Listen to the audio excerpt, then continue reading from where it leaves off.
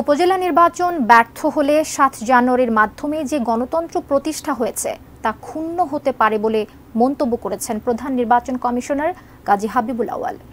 একই সাথে তিনি মাঠ প্রশাসনকে সহিংসতা ঠেকানোর তাগিদ দিয়েছেন। এদিকে চ্যালেঞ্জ নেই জানালেও এই নির্বাচনে আইনশৃঙ্খলা বাহিনীর অতিরিক্ত সদস্য মোতায়েন চেয়েছে মাঠ প্রশাসন। আগামী ৮ মে হতে যাচ্ছে প্রথম ধাপের উপজেলা নির্বাচন।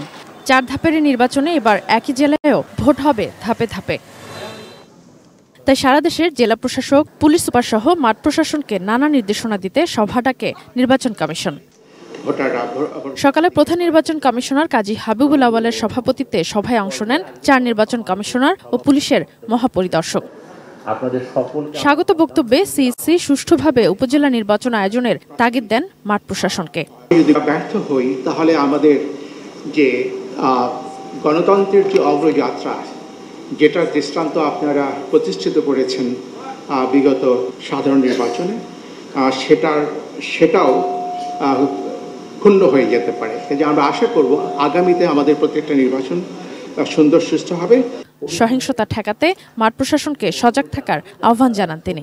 আবেগ অনুভূতির কারণে আমাদের দেশের নির্বাচনে অনেক সময় কিছুটা উচ্ছৃঙ্খলতা হয়ে থাকতে পারে, সহিংসতা হতে পারে। এগুলো যেন না হয় সেই দিকটাও আমাদের দেখতে হবে। সভা শেষে কমিশন সচিব জাহাঙ্গীর আলম ব্রিফিংয়ে জানান, আচরণবিধি লঙ্ঘন নিয়ে কোনো বিব্রতকর পরিস্থিতিতে নেই মাঠ প্রশাসন।